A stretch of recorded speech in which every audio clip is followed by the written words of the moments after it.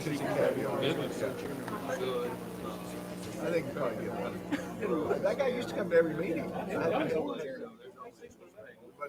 wanted us to do. Yeah. Well, hey, give me some rags. We can change that.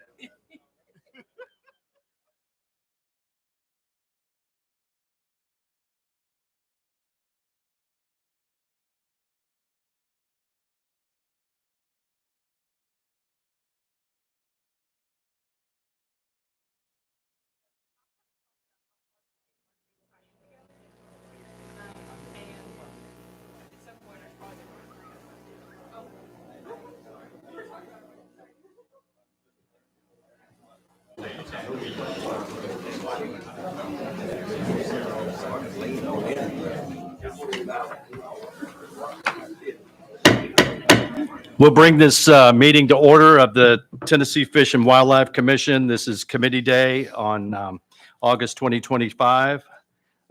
Please join us for a prayer and pledge led by Commissioner Stan Butt.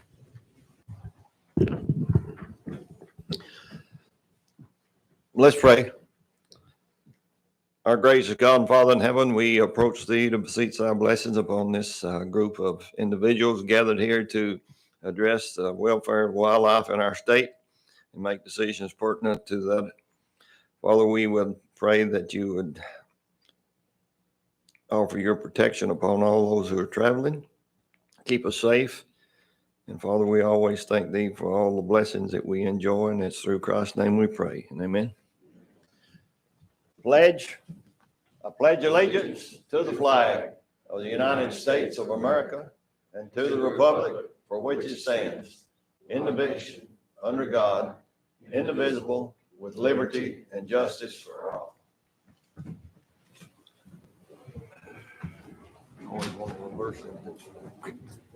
All right. We have some visitors here today with us. We have Clarence and Laura Dyes with TFWC. Thank you all so much for being here. We really appreciate you. Fred Walker with the Flintlock Group. Thank you, Fred, for being here today. Alexis Shanklin and Horace Tipton with TWF, Tennessee Wildlife Federation. Thank you all. We have some former commissioners, so I guess I better be on my best behavior. Kent Woods, Wiley Childress, and Bill Cox. Thank you all. Thank you all so much. Thank you for your prior service too, and just for continuing to be involved. Really appreciate y'all. Yeah, okay. Well, I'm going to continue, Kent. Thank you. Having said that, Miss Mary, if you could call the roll. Lonnie Ballou. Brad Box. Here. Stan Butt. Here. Greg Davenport. Here. Steve Jones. Here. Ford Little. Here. John McCarty. Here. Rosemary McElhenney. Here. Rhonda Moody. Here. Chip Saltzman. Here. Haynes Torbett. Here. Steve Johnson. Here. Chris Devaney. Here. Chairman, we have a quorum. Thank you. Director Maxedon, do you have a report? Yes, sir. Well, thank you, Mr. Chairman. Good afternoon, members of the commission. I'd like to begin today's meeting by recognizing and honoring somebody. I'd like to recognize the life of Mr. Gerald Farrell Largent of Roane County. Mr. Largent passed away on July 31st at the age of 89. He was a man deeply dedicated to his community. He had served for many years as an attorney and was a strong voice in local journalism as the publisher of the Standard newspaper. He was especially known for his column, A View from Lick Skillet. I bet many of you probably remember hearing that. Mr. Largent worked tirelessly to improve the lives of his neighbors and deep love for the land and the people of East Tennessee. We are particularly grateful for his generous donation of 112 acres of land in 2010, and you can see him here with that donation with Director Carter. This helped establish what is now known as the McLaughlin-Largent Wildlife Management Area in Roane County. So his legacy lives on, providing habitat for wildlife, space for hunting and fishing, and outdoor opportunities for generations of Tennesseans to come. On behalf of the Tennessee Wildlife Resources Agency, we want to extend our heartfelt condolences to his family and friends as they continue to mourn his loss. Just thank you to the family if they're watching today. Next, as we reflect on legacy, it's also important to highlight how we as an agency are working to leave a legacy for the next generation. And I know you're very interested in this, commissioners.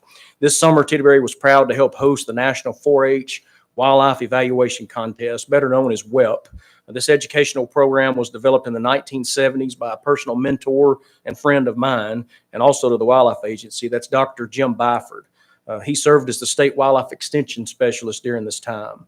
The goal was and still is to educate students on wildlife habitats, food plots, conservation practices, especially for private lands.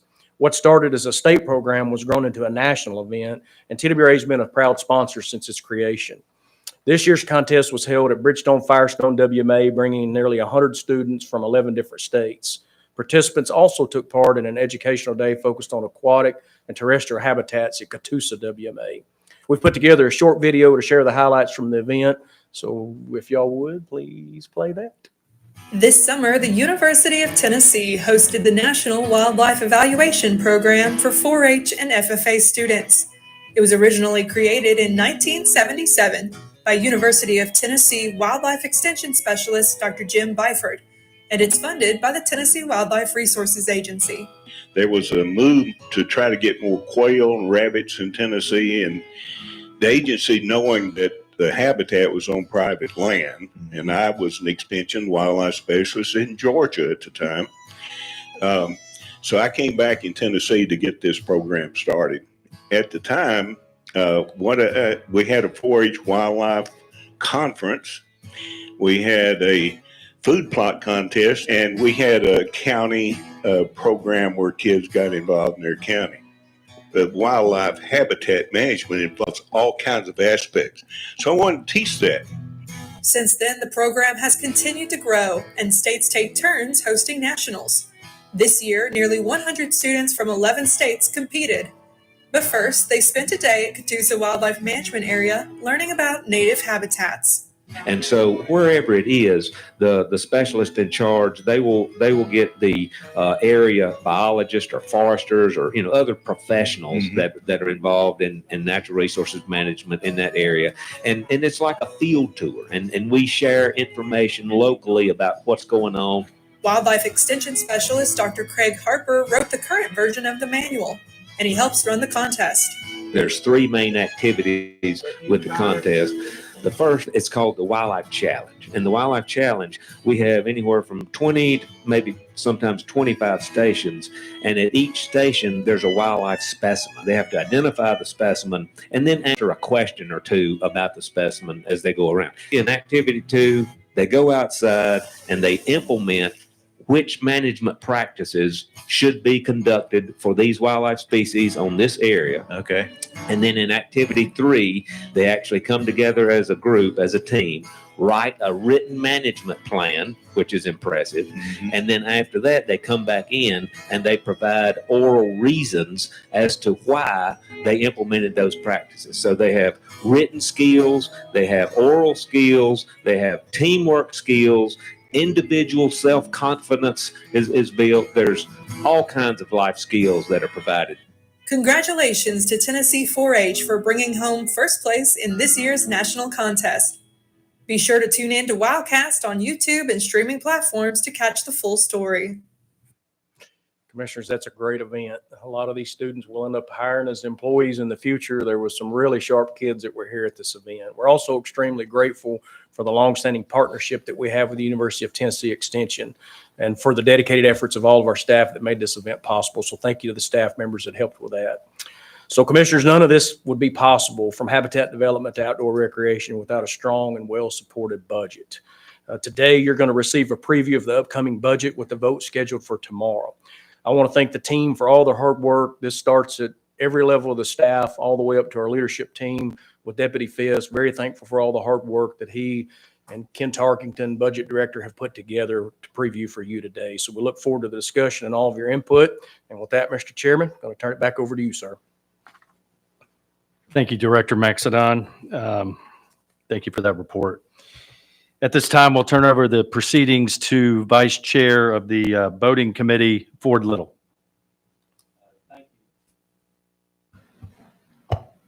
Thank you, Chairman Devaney. I'm filling in for the committee chair, Monty Ballou. I'll do my best to fill his shoes. To kick off our committee, I want to recognize Captain Seth Snow for a special presentation.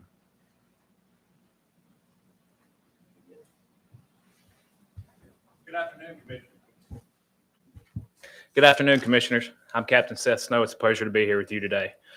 In June, on behalf of TWRA, I was honored to accept the 2024 Hardin County Friend of Tourism Award presented by Hardin County Tourism Director Beth Pippin. Beth was excited to be here today to present this award to our agency, but unfortunately she reached out to me this morning to let me know she could not attend. On behalf of Beth and Hardin County Tourism, I would like to share the remarks she prepared.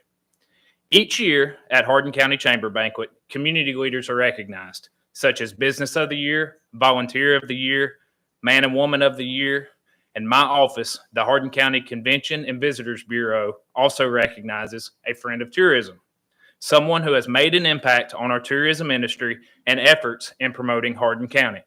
This year, my board chose to honor your agency as a partner that has significantly contributed to our tourism efforts and the safety of both residents and visitors.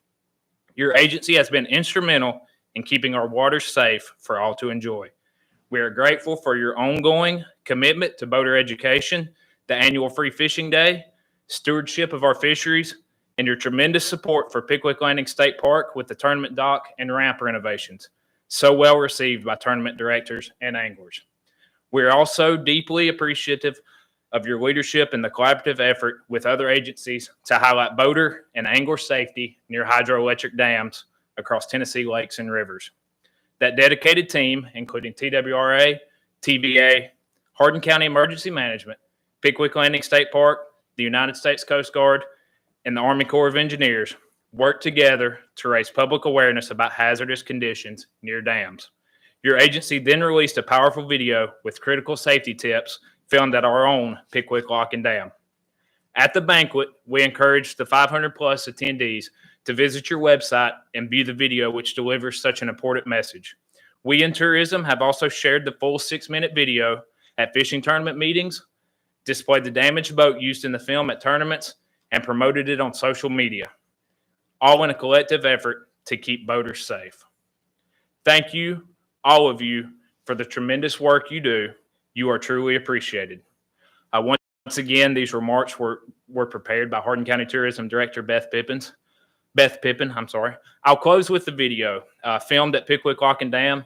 Some of you may have already seen it. Some of you may have not, but it's a very powerful video, and it highlights the real dangers near hydroelectric dams and shares practical safety tips that can save lives on water. Thank you. We love our locking dams because they provide hydroelectric power, water storage, and recreation for us. But we also do need to be mindful of their operations and how it affects those water flows. In most scenarios, dams can be safe to operate around. The warning lights and sirens are there for a reason. Often, the individuals who find themselves in harm's way above and below dams do not realize how dangerous they really are. Whether you are a recreational boater or fisherman, these dams present dangers that are not worth the risk. During high water events, some hydroelectric dams can release as much water as flows over Niagara Falls, close to 750,000 gallons of water per second.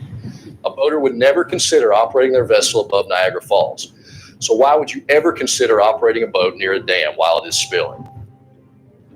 Calm and pristine waters above the dam can be deceptive. Boaters in these areas can be pulled into the spillway without even realizing the danger they are in. Many of the incidents worked through the years were the result of an engine issue. By the time operators realize they are having mechanical problems, it is often too late. Fishermen attempting to use their trolling motor to get them out of harm's way quickly find a trolling motor is not enough to remove them from the dangerous current. Although life jackets are required and save lives, they may not be enough, and they are often no match for these dynamic, dangerous, and violent waters.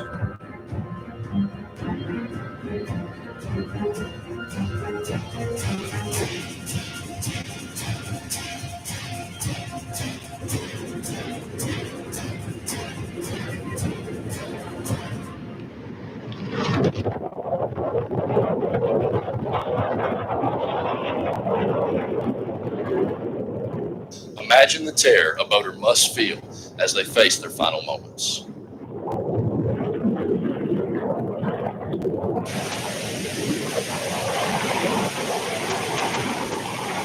Rescuers and first responders may be limited in their ability to respond to a distressed boater immediately above or below a dam.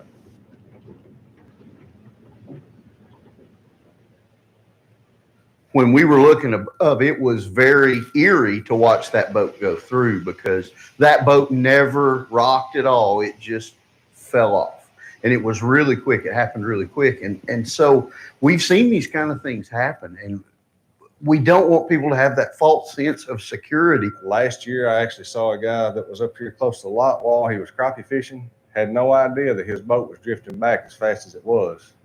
So we hollered at him on the bullhorn, and when we hollered at him, he realized what was happening, and he pulled out and left. Through the years, this is a great destination for our anglers. People come from all over and want to come to this location for the great fishing opportunities, not just above the dam, but below the dam. But also through the years, we've seen a number of incidents that have taken people's lives, as well as incidents that have nearly taken people's lives. There are 1,449 hydroelectric dams found across the country. There are 29 hydroelectric dams in the Tennessee River system. Officers have found that incidents are not dam specific. All hydroelectric dams can be dangerous.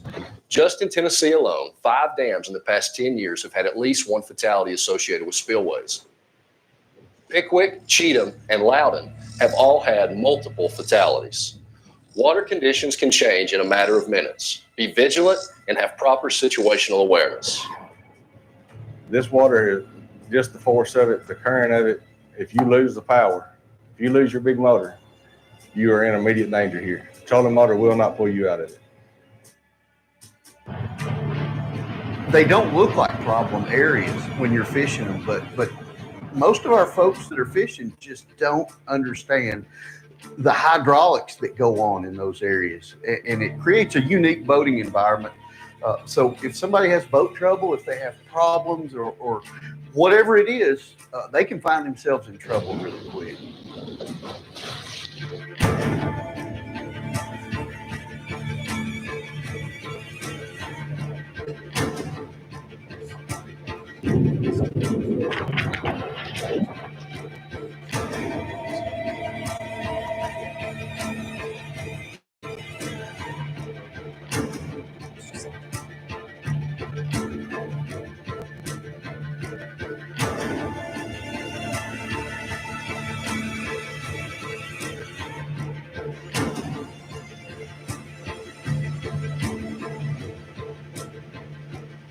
We want them to be aware. Just because you see 1 or 2 floodgates open, or just because you hear a siren, don't tune that out. Pay attention to your surroundings. Look, be very familiar with where you're at. And I promise you, it's not worth those fish all the way up against the dam if it's going to take somebody's life or injure somebody. Save one life. If we can save one person from being killed when having a horrible boating tragedy, that makes all of the man hours that was put into this whole situation worthwhile. That will be the biggest thing that we can get out of this. Is just getting the public the knowledge that it's great. We want you to come out. We want you to go fishing. We want you to go boating, have fun, but be aware of the dangers of being around the dam. Through the years, we have visited with victims' families, and they have, in lesser words, begged us to not let this happen to another family. And, that's really the reason we're out here. It's in the heart and soul of all of our wildlife officers, our boating investigators, even our fisheries and wildlife people that have to work out here and enjoy it. They do not want a day to turn tragic, and around some of these dams, that does happen. This safety message is brought to you by the Tennessee Valley Authority, Hardin County EMA, the U.S. Coast Guard, Army Corps of Engineers, and your Tennessee Wildlife Resources Agency.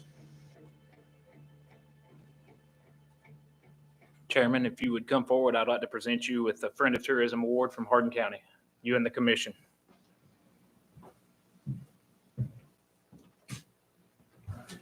Thank you.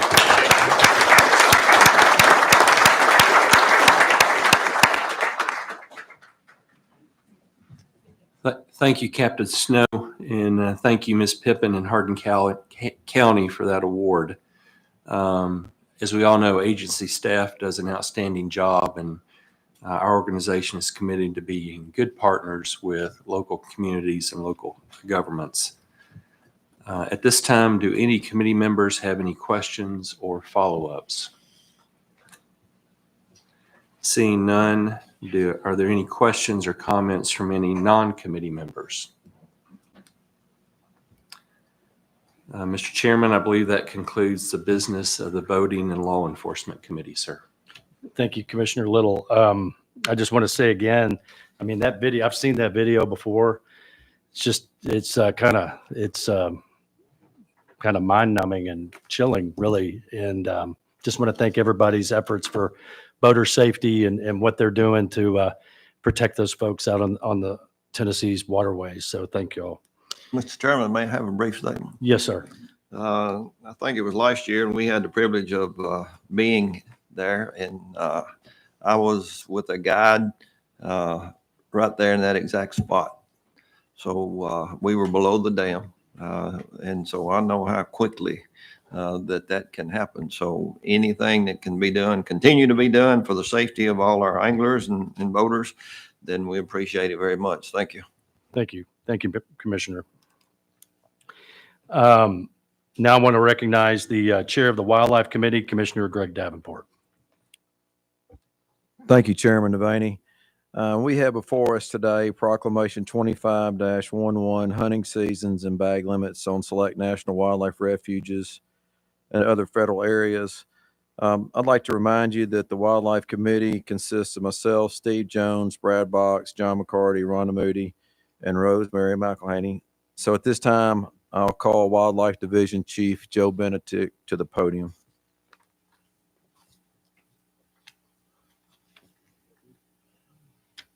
Good afternoon, Commissioners. Thank you, Mr. Chairman. We have a simple update for you today, again, regarding the federal refuges that have hunting seasons on them. This is a partner request that came in a little bit late here. The primary reason of this is to align the calendar dates of the established hunts on those federal areas that we'll go through in a minute with the 25, 26, and the spring turkey seasons of 27. There's also some adjustments to deer hunts on the Hatchie National Wildlife Refuge. I also want to mention in the PowerPoint and the red line proclamation that you received before the commission meeting, there's some information about hog hunting on Big South Fork. They called us just a couple of days ago and asked us to pull that out. So you will not hear me talk about that. We'll probably talk about that next season setting at their request. So apologies for not having that taken out of your information. So the hunting season dates, again, they're just simple calendar dates to align with the 25, 26, and 27 calendar dates are for the Hatchie, Chickasaw and Lower Hatchie, Sunk Lake, Tennessee, Reelfoot and Lake Isom, and Cross Creeks National Wildlife Refuges. So all the dates you'll see in your packets have the stricken out dates from the previous years and the new dates put in there for your consideration. And just 3 changes to the Hatchie National Wildlife Refuge deer hunts. They've added the August hunt, which is the same as statewide seasons. That'll begin next Friday. They're going to add a second deer hunt. It's a gun hunt. You see the dates up there, both for the late October and early November hunts. The same thing applies to the second deer hunt as the previous, which is a quota hunt. Hunter quota of 250, and those quotas are drawn by the partners, not the agency. And then finally, the Hatchie National Wildlife Refuge folks requested that we move to a single hunt for warriors, and the dates are there, November 14th and 15th. Again, this is a quota hunt that's drawn by the partners. So with that, we recommend passage of Proclamation 25-11, hunting seasons and bag limits on select national wildlife refuges and other federal areas. Thank you, Joe. Do I have any comments from Wildlife Committee members? Any comments from the full commission? All right, Wildlife Committee members, all in favor, say aye. Aye. Opposed? Chairman Devaney, the proclamation passes, and that concludes the business of the Wildlife Committee. Thank you, Commissioner Davenport. I think we're going to, the next item might be a little lengthy, so we're going to take a 5-minute break. And then we'll come back after that.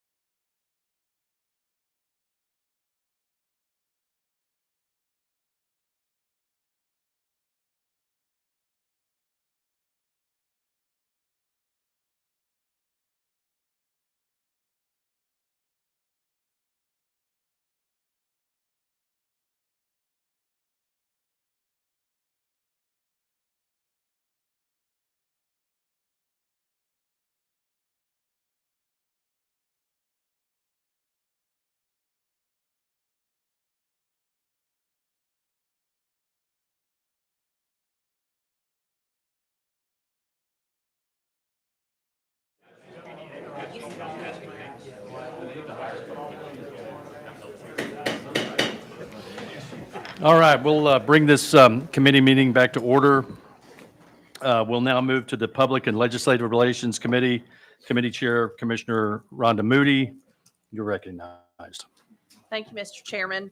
I want to, as Emily Buck is bringing her way to the podium, I want to remind everyone on the commission who is on this committee.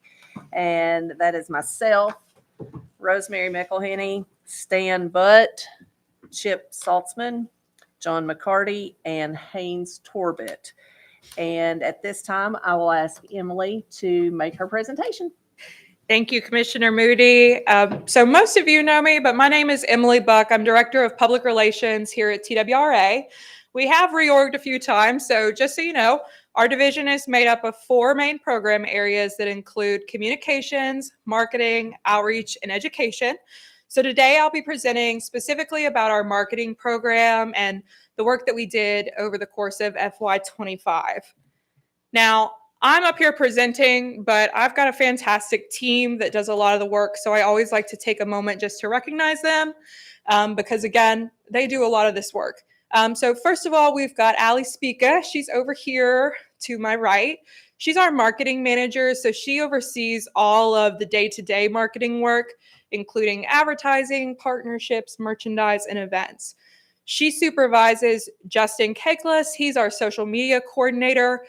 So he's the one doing all of our digital customer service and making sure those posts get posted and those questions get answered. We also work very closely with the licensing division. We've got our licensing chief, Susie Christ, here, of course. They have the product and we market it. So we have to coordinate very closely to make sure that we are walking step in step so that we don't get sideways with each other. We, of course, have our third-party vendor, Brant, which is our licensing platform. So we also work closely with them so that we can do marketing within that platform to further our reach. They have a third-party vendor called MGH, which is actually the ad agency that they work with. So that's you'll hear me talking about all of these people. So I just want to make sure you kind of know what's going on. When it comes to our marketing program, we have 3 primary goals, and they really build upon each other. So first of all, we want to work to increase awareness of our TWRA services, our initiatives, and opportunities for folks to participate. From there, we hope they get involved, and we hope that we can increase participation in hunting, fishing, and boating. And if they're participating, they're likely buying a license, or at least we hope they're doing so legally. And that turns into increasing revenue for the agency. I want to set the foundation of this conversation today just by sort of pointing out that marketing outdoor recreation, to me, is kind of fundamentally different than traditional consumer marketing in some way. And a good example of that is if you think about the marketing work that Coca-Cola does. So from the time we're all born, you know how to drink. You start with milk, you make your way to water. By the time you're an adult, you're picking between any kind of beverage. But Coca-Cola doesn't have to teach you how to drink a Coke. They just have to convince you that they're better than Pepsi. We have a little bit of a higher bar when it comes to marketing our product. So I've got this example of an elk hunter here, and you could probably make the argument that elk hunting in Tennessee might be one of the hardest things to actually get to do. But say we've got a hunter and he sees an ad about our elk hunting opportunities. What's it actually take for him to become an elk hunter? He's got to learn to bow hunt or rifle hunt. He's got to learn how to use his weapon. He's going to have to buy some hunting gear. Maybe if he's hiking out in the backwoods of North Cumberland, he's going to have to make sure he's outfitted properly. He's going to have to learn our regulations. Where can he hunt? When can he hunt? What does he have to actually do? Then he's going to have to get particularly lucky and draw an elk tag, which is the hardest tag to draw here in Tennessee.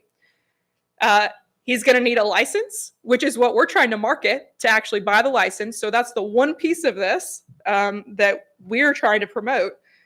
And then finally, he can go elk hunting. So when we're marketing to people that we're truly trying to recruit from scratch, they're not already engaged, it's a much heavier lift than just trying to tempt them from whatever their other activities are. That's why marketing works really closely with our outreach division, our outreach programs, to support the R3 initiative. R3 stands for Recruit, Retain, Reactivate. It's a nationwide initiative. And what you're looking at here is the outdoor recreation adoption model. And it's basically a customer's journey from how they get involved and stay involved. So marketing plays a critical role in the recruitment phase, where we spark some interest, we make them aware of what's out there, and we encourage them to try something. Our outreach division, and actually all of our divisions support this, but we host hundreds of events throughout the year where folks can try something. They then make the decision to continue, and we try to retain them through support. And then marketing comes back into play with reactivation. So if someone has decided to stop buying a license for one reason or another, we run campaigns that try to get them back involved. Here's where we are today. And I always think it's good to sort of set the stage with what we're looking at. So for FY25, we had 1.3 million distinct customers in the system. I do want to be clear, that's not just hunters and anglers, that's every single customer. So that's anyone who bought a magazine subscription, a rifle range permit, a hat, any type of customer. That's up 1.36% from the previous year. So we were excited to see, of course, that growth. We retained around 78% of those customers, and unfortunately, 22 did lapse. I do want to call your attention, though, to the little graphs. So the green is a resident, and the yellow is a non-resident. So when you look at the amount of customers who lapsed, it's not very surprising that almost the majority of those are folks from out of state. They likely were here on a trip, and it may not be the sort of trip that's an annual trip. Quick overview of our demographics. In that upper left-hand corner, those are our top 10 counties for sales. When it comes to gender, we've got 77% male, 23% female. And then that other pie chart to the right is our distribution of ages.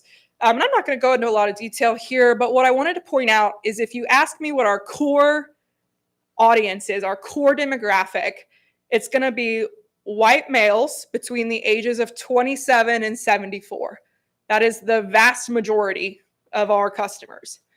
However, when we look at marketing campaigns, we're looking at our target audience. Who are we trying to recruit more of? That's going to be that 18 to 26 year old demographic and females. So when we strategize about what our campaigns are going to look like, we want to create campaigns that appeal to our target audience without alienating our core demographic. So we'll show you some examples of some of these campaigns, but that really just sets the stage of who we've got and what's going on. I've got some lingo in here, so I just wanted to start before we get into it with a couple definitions. The way we measure our effectiveness of a marketing campaign is primarily from two ways. One is impressions.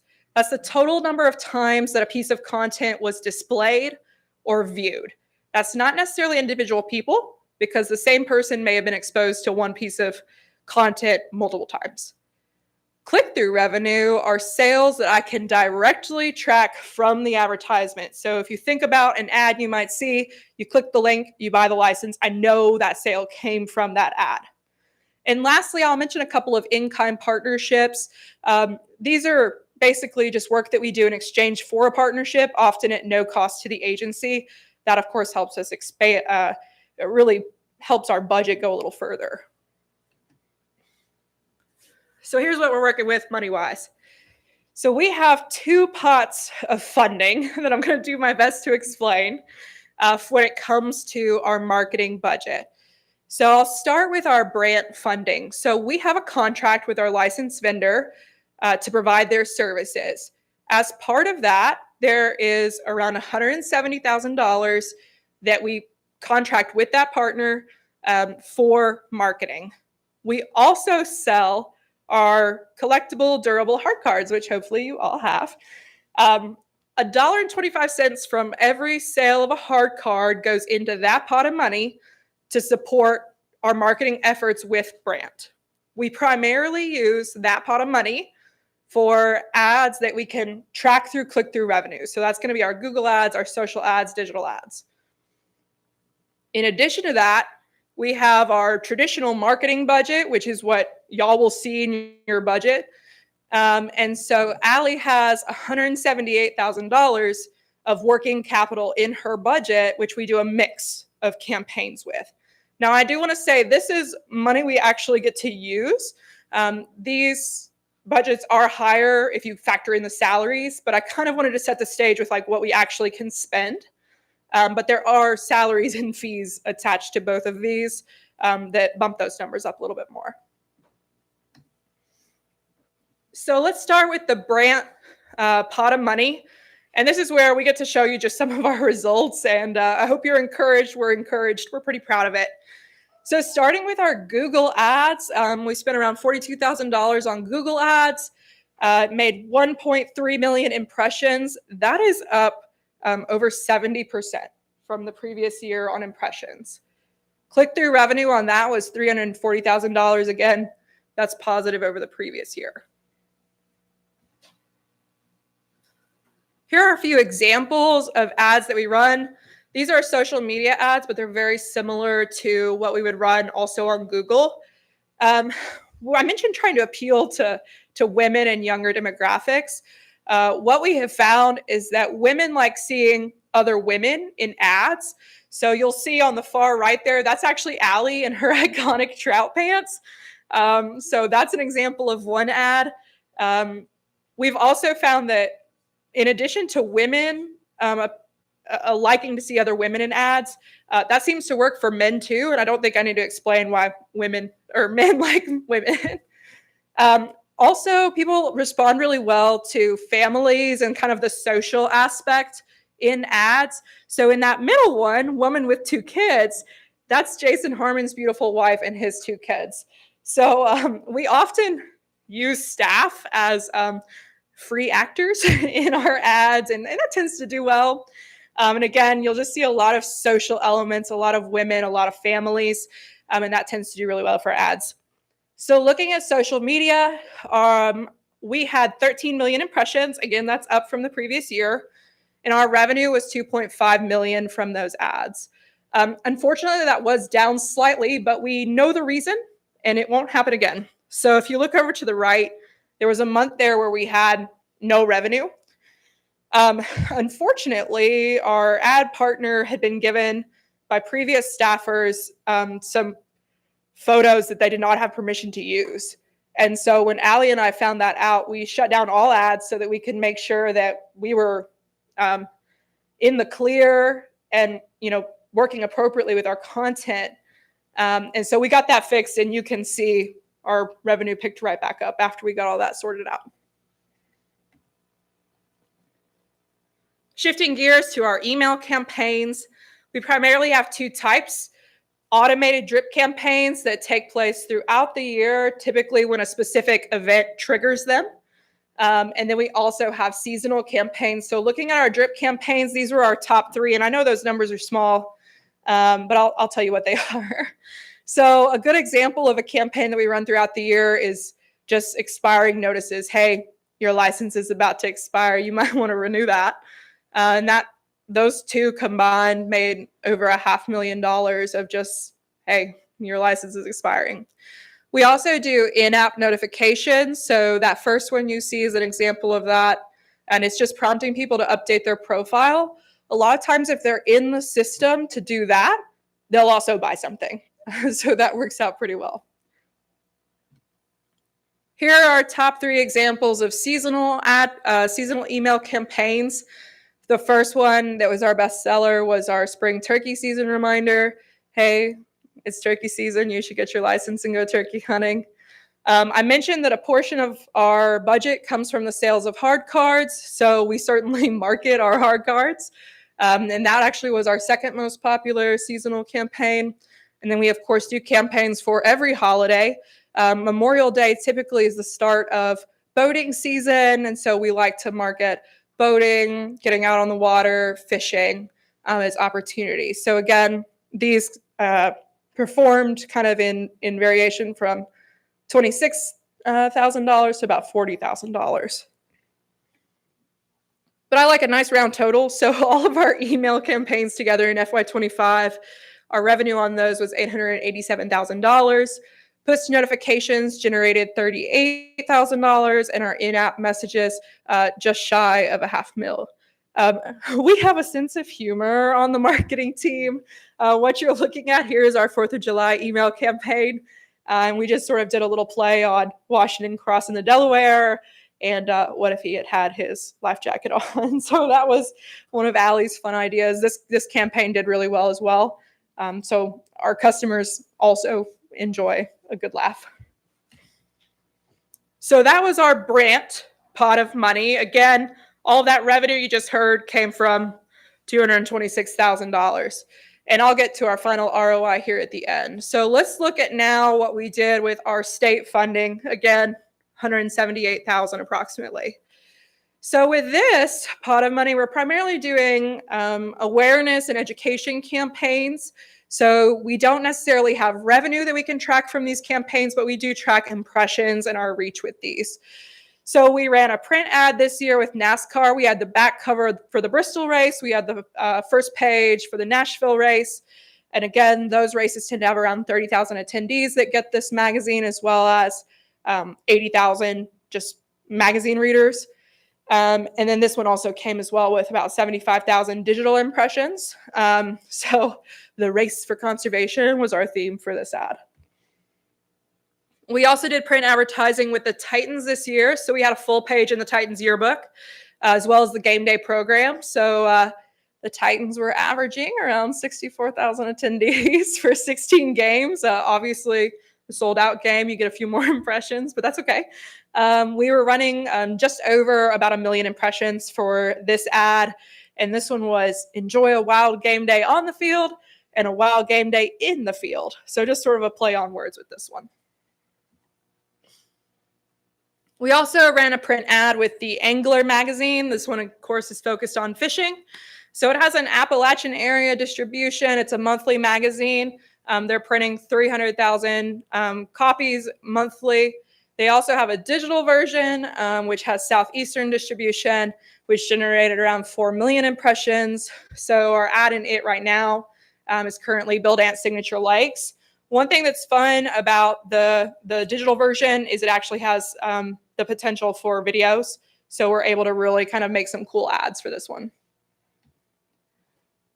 We do a lot of advertising on radio and TV as well. Some of these brands you'll recognize: iHeartRadio, Jack FM, Mix 92.9. Effect TV is the Comcast brand. So I've just got one example of these, but of course we've done ads with all of those this year. So for iHeartRadio, we're currently running a fishing campaign in the Memphis and Knoxville areas. It's generated 883,000 impressions. We're about to shift over into our fall hunting campaign in Middle Tennessee, and these ads hit audio streaming as well as podcast streaming. We also do email partnerships. These are some examples of our in-kind work. So one example of those would be our partnership with Onyx. So Onyx provides our customers with a coupon code for 20% off, which we send out in addition to our emails. And in return, we get free Onyx subscriptions for our agency employees. This is very valuable for our field staff, our officers, our biologists, because they're able to use that in their day-to-day work. And all we had to do was send out a coupon. We also have a similar partnership with Academy. They've been the title sponsor of Free Fishing Day now for several years. They donate $10,000 in gift cards that we are able to use as prizes for our local Free Fishing Day events. And again, we send out a 20% off coupon, and they sponsor Free Fishing Day. So we're grateful for that partnership as well. We also like to spend other people's money. So these are a couple examples of education and awareness campaigns that we did. So for example, our aquatic invasive species program, they have funding for outreach and education. So we've done merchandise and marketing with them. From the general PR budget, we ran an anti-poaching campaign. This was our first NIL advertisement or campaign. That's UT baseball player Hunter Inslee. He's now signed with the Kansas City Royals, but we were able, while we had him, to also get him to do a couple of spots. Just, it's turkey season, get your license, a couple just quick marketing spots. But of course, his main campaign was the anti-poaching. We also ran about $30,000 worth of TV ads in East Tennessee for Bearwise. Of course, we all know that in East Tennessee, we have issues with human-bear conflict rates. So we were trying to do some educational work in East Tennessee. We also have used funds this year from the boating education budget to really sort of educate people about being safe on the water. And so here's a recent ad we ran. Boating is one of the most fun things you can do in the summertime here in Tennessee, but always remember to not drink alcohol or do any drugs while you're operating a boat. Leave the alcohol to the passengers. It's okay to have a great time, but we need a sober operator. Boating under the influence is the same as driving under the influence. BUI equals DUI. So do not drink and drive. Again, really grateful to have a lot of great staff members who are willing to be on camera for us. I'd also like to thank Jason, Don, and Todd, our video team. They've produced all three of the videos you've seen today. They filmed the Wildcast at WEP and the boating safety and this one. And so they're really a valuable asset for our team. Speaking of that dam safety video you saw earlier, we also had an opportunity for some in-kind ads with Media Pros. So that graphic that you're seeing is at a convenience store, and it's just an infographic about the dam safety content that we did. And that list off to the side is the convenience stations that aired at. And again, at no cost to the agency. It was in addition to another project we were already working on.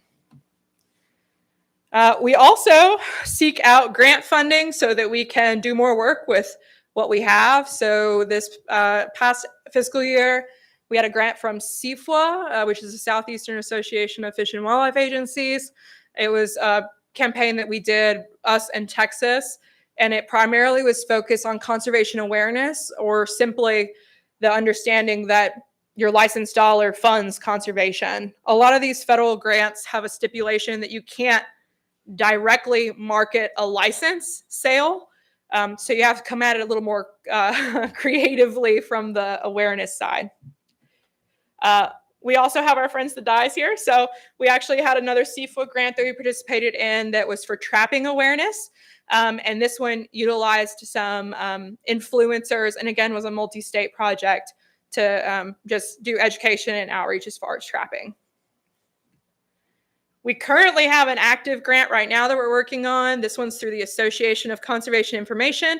We secured a $50,000 marketing grant to market our shooting ranges. So we included 2 of the state parks that have ranges that we have helped fund and develop. And so you can see the map there. Those are our manned ranges. But we started with our asset development as far as photos and videos. Next, we'll be running campaigns to promote participation at our ranges. And we'll also be hosting outreach events so that people can become more familiar with those ranges. Okay, the donation center. So prior to me coming to the agency, we used to have what was called an e-store, which is where you could get merchandise from the agency. We ended up needing to close that in 2023 to redesign the page and also to address some accounting streams as far as the revenue from that. It's now the donation center. So these are gifts with donation that folks can make. While it was closed, we did have cross sales periodically live. So a cross sale is if you put something in your cart while you're shopping online and it pops up a little notification that says, hey, you want to add a hat? And that actually produces about 75% of the sales. People like to add things to their cart. While it was closed, though, we do recommend we've had about a 30% reduction in total donations to the agency. But for our FY25 totals, we had $265,000 of donations. And after our expenses for the merchandise and shipping, that represents an $89,000 donation to the positive back to the agency. Commissioners, you also have on your desk some examples of our giveaway merchandise. So giveaway merchandise is a really great tool for marketing. It's, again, more awareness. It's lifestyle marketing tactics. So if I'm at the beach and my TWRA, someone says, oh, I like your hat, I get to tell them about what we do and how important our work is. It also just builds goodwill and morale, and it's fun. So we do some of this giveaway merchandise for our booths and events through the marketing budget as well. All right, here's the big slide. So what does that all look like total? So the marketing program alone, from what we can track, we generated $4.5 million of revenue for the agency and 37.5 million impressions. Again, just what we can track. We know it's probably more. When it comes to grants and sponsorships, we secured over $100,000 worth of grants and sponsorships to, again, bolster the agency. So after our budgeted expenses, we returned $3.7 million to the positive into the agency general fund. So really proud of my team and the work that they do. We're proud of that number. What does that look like in the grand scheme of things, though? So if you look at total agency FY25 revenue, it was just shy of $54 million.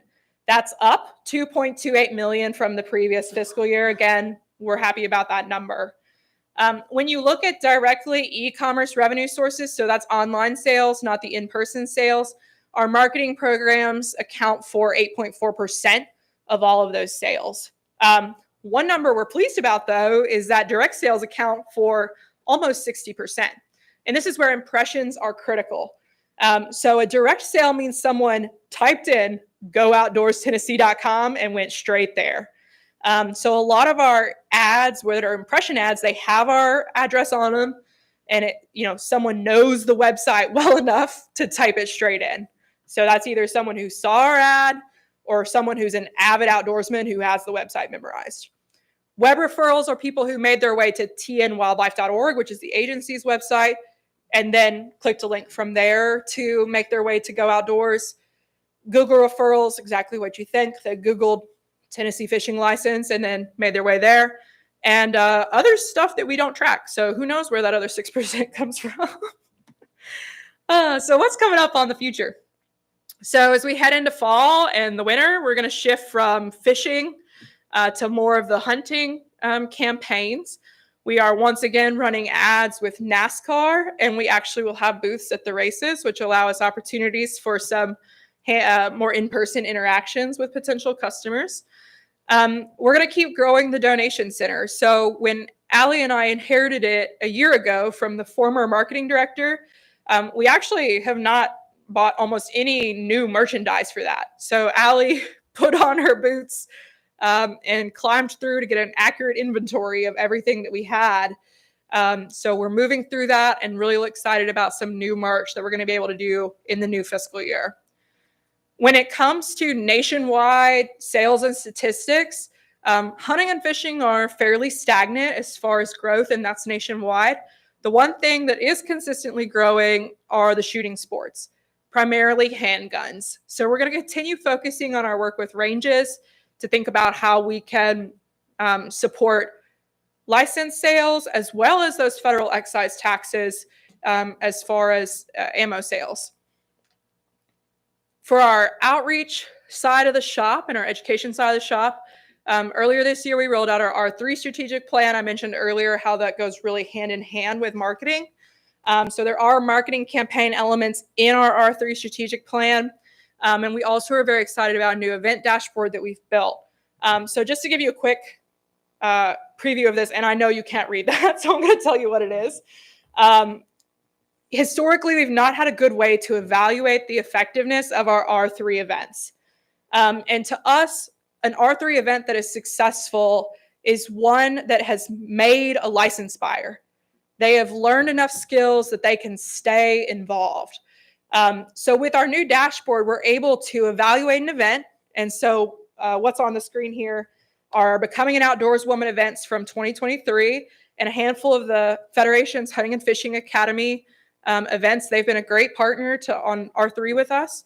We're able to see how many attendees the event had, how many came back and have bought a license since then. So in the months ahead of us, we're going to be evaluating all of our programs so that in addition to our marketing revenue, we'll be able to tell you which events generated license sales. We have radio ads coming up with the Nashville Sounds and the Predators. And we're excited about having the opportunity to participate in their outdoor nights at stadiums because, again, we just know that people who like sports are also likely to be interested in the outdoors. And last but not least, we are going to be working with our friend Nick. He has a show called Nick's Wild Ride. It's on the Outdoor Channel. He's going to be filming here in September. So this is just another example. He's going to be promoting our new Blaze Pink because he's taking his teenage daughter hunting. It'll be her first time on the show, so we'll be able to highlight women in the outdoors, youth in the outdoors, and my personal favorite, Blaze Pink. And that's it. And the chairman was right. That was lengthy. Sorry, guys. But I'm now happy to answer any questions. Thank you, Emily. Committee members, Chip. Emily, first, thanks to you and your team. Obviously, great work. Love the creative. Love kind of pushing the envelope. I'll start with encouraging you to do more because there's a lot of channels out there. And with that, I think it might be helpful to the commission if you can talk about two things. One, what data set do you use when you're going after these folks? What have y'all talked about modeling the data, which I know a lot of people either they know about it or they have no idea what we're talking about. And then talk a little bit about what your kind of vision is.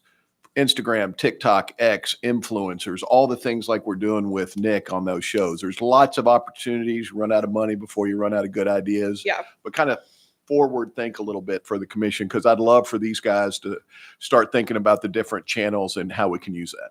Yeah, sure thing. I'll start with the easiest part of that, which is we absolutely spend every penny of our budget. And if I could clone Allie, I would because she does really incredible work. And I think it's worth noting that since she has been here right at about a year, our ROAs have doubled. So she's doing a fantastic job. And I get to stand up here and talk, but I want to make sure she gets plenty of credit. As far as what data we use to evaluate and make decisions, we've got a couple of things. One, we've got access to all of our customer data. So we're able to kind of look and say, where are we at today and where do we want to be? And ultimately, when it comes to recruitment and retention, what a lot of organizations would strive to do is have a similar spread of demographics as to what the state is. You know, so if you think about the state population being about 50-50 male and female, the fact that we only have a quarter female means, okay, we're underperforming in that demographic.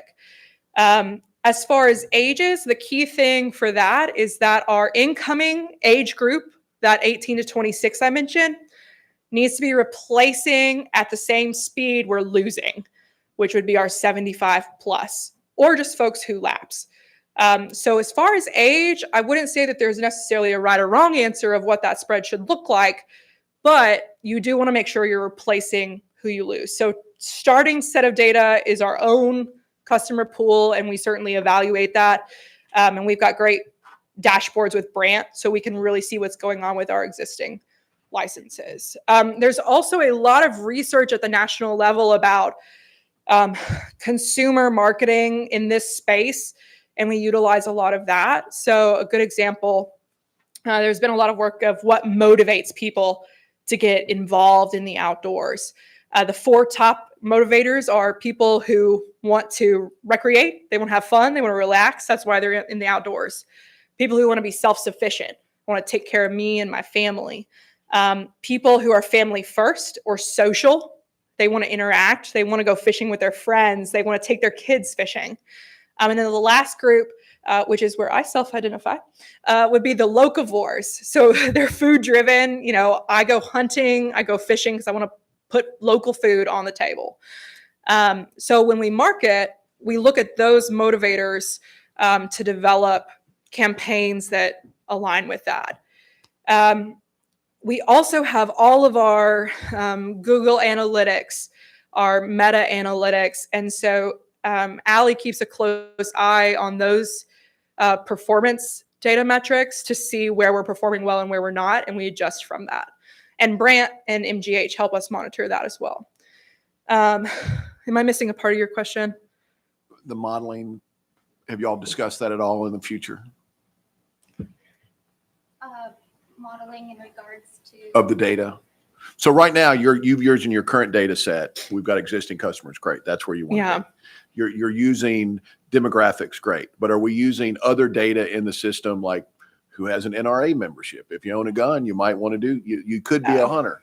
If you're a fishing and camping enthusiast, you might want to be a fisher and hunter. Have y'all gotten to that aspect of it? Yeah. So in some areas we do, in some areas we don't. And thank you for clarifying that to me. A good example of that would be so when we do ads with Comcast, they have that data set. And so they can target those ads for our boating safety, for example, around people they know have a boat. As far as us modeling out like that, we don't have access to a tool currently like that.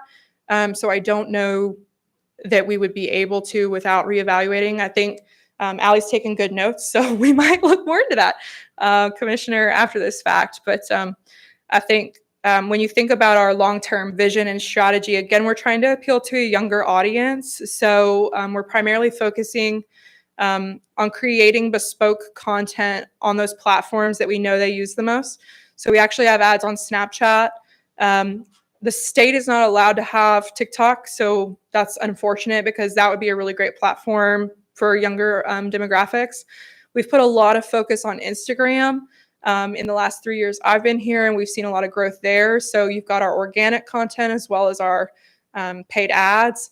So we do tailor content to the specific platform. And one thing that Allie has been working on in particular is really identifying influencers and people who can be in those ads that folks will identify with. So she's been reevaluating that. Again, one challenge with that is just you're paying an influencer. So we have just a mix of people who can be on our actual creative to try to appeal to those specific audiences. But Hunter Inslee, you know, we did that NIL deal right after they won the championship, right? So we try to jump on some of those trends. And the greatest disappointment of the year for me was that I was very sick the day they filmed that. So I didn't even get to meet him. Well, on the influencer side, don't forget, we're offering them an incredible platform that they should want to be on. For sure. And so, you know, you got to catch those kind of rising influencers before they get too big for the britches. So thank you. Thank you, Commissioner. Emily, first of all, thank you for what you do. It's fair to assume that the demographics of hunters and fishers marry well with NASCAR and sports, whether it be hockey or NFL. So the question is are you able to geofence the location of events like in Bristol or Nashville and NASCAR and hockey and NFL here in Nashville? Yeah, so we definitely do some different geographic work to target different elements. So we're able to do our push notifications in the app if people are in a specific area. A lot of the ads we run are, again, tied to a specific area. And when it comes to what those are, you can go big, you can go small, you really can dial that in. One thing that we sort of look at is bang for the buck. So if we geofence really tight, you're not reaching as many people. So sometimes we'll sort of capture a larger area, but we do certainly have the capability to target that specific area, a specific stadium, a specific county. We've got a lot of those capabilities in our ad platforms to go big, go small, to try to target specific groups. And more specifically to hit them with digital ads on that day or soon thereafter. Yes, and we can also target by demographic, male, female, age. If we're doing something on a college, we can advertise just to the college So I like to play around. I can be as specific as we need to be. Since she wasn't on the mic for, perhaps viewers online, we can target anything we want. Gender, age, location. We can literally target anything. Excellent. Thank you. It's cool. It's cool. It's cool to play with. Any other questions from the committee members? I had a lot, but we were going so fast. I'll get with you later because I would like to go over some of those slides. The grant funding. We spent, I think you had $226,000, and then you said it brought in 1.2. So the Brant side of the funding, social was 2.5 million, and then Google was around 300, and then our email under $1 million, just under $1 million. And then if you add in our in-app messaging, that's another $500,000. So I don't do math, but we're around those numbers. Okay, I just wrote down 226 for the Brant, and then 1.2 revenue, and then all. Yeah. You have those other ones from state funding. Mm-hmm. I think Allie has $178,000. But my whole point as a salesman, and we're trying to bring in revenue to the agency to fund salaries and everything. I would just like to see personally more marketing dollars going. If we can return the type of revenue that you said you're proud of, I would personally like to see more money going to it so that you can either have another alley or do more of these Google ads or social media ads, especially if we're going to be proud of the revenue that it generates. You're going to agree, but I'm going to ask, what if? Marketing's one of those things you got to spend money to make money, and it certainly is within the commission's authority to decide how much I can spend. And of course, the director's office, we work closely with them in the budget process to determine what we have. The Brant side of the pot does fluctuate a bit depending on hard card sales. Yeah. But I think one thing, we've got 1 year under our belt. We've got 1 year of returns, and we're going to continue to grow and evaluate and maybe learn more about what we actually need. Yeah. I'll never say no to money, but we've got a year under our belt. So I just think whenever you sit on any board, whether it's a nonprofit, a church, any type of board, you have to treat it like a business. And I would just ask all of us in your businesses, how much money do you spend on marketing? Steve, how much money do you spend on marketing the Pinnacle? You're going to put that out there, and we need to put this agency out there for young kids coming in. And I would like to see more outreach to those young kids, more interactive stuff. I know you talked about recreation, self-sufficient stuff, family, social, and putting food on the table. But we all talked about one evening, what got us into hunting and fishing was our dads or one of our parents taking us hunting and fishing as a young kid. And that's what locked you in. It was dove hunting for me at, starting at 8 or 9. So I would just like to see more money going to outreach for the young boy and girl. I will note, so the dollars presented are specific to the marketing budget. So we do have a separate outreach budget that specifically does R3 and outreach events. And again, I'd be more than happy to go through those numbers with you. And if the commission is interested, I'd be happy to present an R3 update on a committee call or at your request. They certainly go hand in hand. The marketing is that advertising side, and the R3 is the hands-on teaching them, getting them involved side. And I'm grateful to have budgets for both of those separately. So we do have a great outreach budget, and we're doing a lot of similar work to evaluate R3, actually determine what's working, what's not working, and how can we invest license dollars more effectively to get people involved. And our friends at the Federation are here. We partner with them very closely on R3 work, and that helps us expand our reach as well, so that they're doing a lot of the outreach work that we're limited by staff on.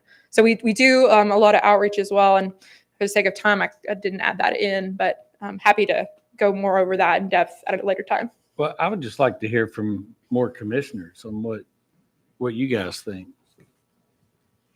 So are there any other comments or questions from the general commission outside of committee to chime in with Haynes or any comments? I can tell you just from my experience and working with Emily and the team, which, by the way, they're doing a phenomenal job. 12 months is a short time, but a long time at the same token. And so there's a lot of change and a lot of improvement in the last 12 months that I've seen. And I'm really proud of them for doing that. And they've come a long way, but I know there are other goals that they're working on, to your point, like a sponsorship package and different ways of bringing in some revenue, that working with other partners and growing that so they can do more. But further down on the agenda, we'll see the budget committee and we'll understand why. Just like everything else in the whole agency, they're a little strapped. But I think for what they've got and what they're working with, they're doing a great job, and I appreciate y'all. And I think we should just look for ways, as they are, to try and increase some revenue for them so they can do more. Madam Chairman, one of our new commissioners, Emily, asked if you could go back to the slide on our promotional items where people can donate for the particular item. So are those the only four, or are those just four major ones that we No, sir. So these are just a few screenshots I put on as examples. So our former marketing director, when she left, there was quite a bit of inventory still in stock of mostly hats and some other items. So we really have been focused on kind of clearing through that revenue or that inventory so that we can start looking at additional items. So one good example of a new one, though, so for the 75th anniversary, we did a limited edition case knife. That's an example of a new one. The camo hat in the top right corner is a newer one. So at any given time, we probably have 20 or so items that are available in the donation center. And then it just sort of depends, and we rotate through those. Again, Allie does a good job of kind of monitoring what does well and what doesn't, so that we can try to be picking out merchandise that most appeals to people. One good thing about this model, because it's a gift with donation, it is tax-free. And so we're really grateful for that as well. Okay, any more questions? Greg. Thank you, Rhonda. I think the best thing would be if the commission wants Emily to move forward with some type of budget expansion, that she needs to come up with a plan on what that number is and what she's going to do with it. Absolutely. I think, Commissioner, one thing that we can do, we've got an expansion process. If we develop a campaign, a specific program, we would be more than happy to submit that as an expansion so that you have something tangible to actually review. I think we'd be happy to do that if there's interest on us, putting together an additional campaign for you to evaluate. I'll defer to Rhonda and her committee. Thank you. Thank you, Commissioner Davenport. Any other questions? Emily, I would, on the request of the commission, and makes perfect sense, let's look into, like you say, a campaign, and let's see what we can generate and how we can spend it. If I can task you with that, that would be great. Yes, ma'am. And again, if anybody thinks of any other questions or you'd like me to explain something more in depth, I'm more than happy to go through those numbers with you. I know there's a lot. So thank you. Thank you. Thanks to the team. And moving on to our next agenda item, which is the naming request. We will need two distinct committee actions on these requests. I'm going to ask Agency General Counsel Torrey Grimes to present them, and then we will take action on each one as they are presented. Torrey? Thank you, Madam Chair. There they are. So I have a handy dandy clicker here at my desk, and I won't make commissioners to my right move, but I'll be quick on these. One of these you've heard before. This is the recommendation from February's commission meeting. And if you recall, former Commissioner Cox made the recommendation to name the lake that is upon the Herb Parsons State Fishing Area, the lake itself, to name it after Bill Dance. So for context, that greater state fishing area is the Herb Parsons State Fishing Area. It is named after the Tennessean, Mr. Herb Parsons. It is a 474 acre tract. The lake itself is 177 acres. And if you recall, that lake is going to be part of the Bill Dance Signature Lake Trail, and it's conveniently located in Collierville, right next to where Mr. Bill Dance lives. So Commissioner Cox's motion was to name the lake Herb Parsons Refuge Bill Dance Lake. So in accordance with your policy, that kicked off the due diligence timeframe, which include us seeking out and finding surviving family members of Mr. Herb Parsons. And I personally spoke to Mr. Parsons' surviving son and grandson, and they are in agreement with the naming revision. They both were big fans of Bill Dance, just so everybody knows. There are two public comments to the comment box that was open for 90 days. We had one for the naming, one against the naming. Given this area has dual purposes and avoid confusion, the agency recommends that for the name reference to the refuge and other non-lake amenities at the site, the agency will use the phrase Herb Parsons Refuge for references specifically to fishing activities. The lake would be referred to as the Bill Dance Lake at the Herb Parsons Refuge. If you all decide to move this forward to the full commission, and the commission does approve it, we would prepare a proclamation for the next commission meeting, and then there will be some other clerical changes that would need to be made in a couple rules and the agency's proclamations. And then part of the long-term plan would be to include interpretive signage honoring both those two great Tennesseans. Thank you, Torrey, for that presentation. I would like to personally ask former Commissioner Bill Cox if he has any words to speak on this issue that is near and dear to his heart, as it is ours. But wait, Torrey, can you start the clock, please? I did. Thank you very much. I'm Bill Cox from Collierville. We all know what Bill Dance has meant to the nation and what he has recently done for the Bill Dance Signature Lakes. He has given his name and brand no charge to the state of Tennessee. It's worth millions for tourism, economic development, and the things that we're doing with the big bass and all that. Bill lives about 3 miles from Herb Parsons, and I thought it would be appropriate if we honored him by naming that lake.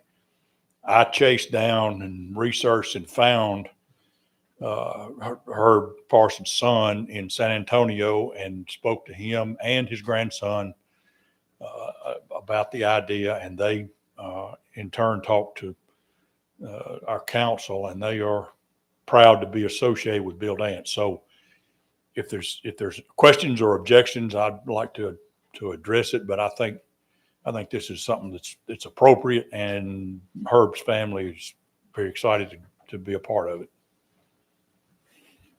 Thank you, Bill. Are there any questions from the committee members? Chairman, can you give us a quick update or somebody that's most appropriate about the Bill Dance improvements at the lake for our benefit? Who would be that? Jason Henniger looks like he would be the most knowledgeable on the topic. We're currently working at Herb Parsons. refuge. We're right now, as we speak, the lake is closed, undertaking essentially a parking renovation. It's taking all the current parking out, rerouting and repaving. That should be done hopefully early October. We've worked for the past 2 years on the lake habitat and stocking. We've spent probably close to, with all the Bill Dance lakes, our forage stocking program over the last 3 years is probably looking at about $1.2 million in forage fish for those 8 small lakes that we're managing. So we continue. We had a meeting on the new concession building. We're working through that process with Stream. That should get started after the first of the year. So that's the current updates that we have. Thanks. I figured it would be helpful. I wasn't on the commission when all that stuff started, but to have that spoken about the part of the Bill Dance program. Thank you. Thank you. Thank you. Any other questions from committee? Full commission? No questions. Before I ask for the vote to refer this to the full commission, I want to make a motion to adopt the agency recommendation as presented by Mr. Grimes on the Herb Parsons naming matter. Do I have a motion to move it? Second? Thank you. All in favor of referring this naming consideration to the full commission with a positive recommendation, say aye. Aye. Any opposed? Naming consideration is referred. Now, Torrey, if you would, please present the second part. Okay, commissioners, since that you all now have a sound policy, we've got a mechanism to bring potential namings to you. And these are 2 that have been brought to us. And what we're asking today is your consideration to kick off the process of due diligence. So the first one is, and just for the room, I'm using my cheaters here because the older I get, the less I can see that screen up there. So the namings are being presented for consideration whether to begin the due diligence process in accordance with policy. Both will require a 45-day opportunity for public comment. And once the comment and the due diligence period is done, we would bring them back to the committee to consideration like we just did on the prior one. So the first one is Duck River Access Area at Howard's Bridge in Murray County to be named after Mr. Edward and Nancy Penrod for their many multifaceted efforts in dedication to conservation in the state of Tennessee. The Penrods were mentors to many sportsmen in hunting and fishing stewardship of the resource. Mr. Edward was a wildlife biologist and actually worked for the Game and Fish Commission and worked towards the restoration of deer, turkey, and the geese populations in Tennessee. Oh, sorry about that. Thank you. He also taught hunter education. And then once he retired from state service, worked for the USDA in their animal control division. They were the founders. He and his wife were the founders of the Friends of the Duck River. And he was an adamant and vocal that public land should be saved for public use. With you and with your permission, I'd like to go ahead and give you the others and package them together if you'll consider them that way. Please do. The second one actually came to us from a legislative request and the family of Mr. Paul Edgman, and they're asking the commission's consideration of naming an access area on Vito Road. It's an access area to the Elk River in Giles County. The family has written to the agency and many commissioners. Local state senator and state representative both have offered letters in support. Apparently, this access area was the county's very first. Mr. Edgman was very active as a sportsman, dedicated turkey hunter, and very engaged in his local community and instrumental in the fact that this TWRA access area, becomes a TWRA access area. He worked with the former commission and former wildlife officers for the area in order to see the ramp to fruition. His brother and brother-in-law were both wildlife officers, and his nephew is currently a wildlife officer in another county. And with your permission or with your consent, we will begin further due diligence on both of those requests that have been made. Thank you, Torrey. Committee members, are there any questions?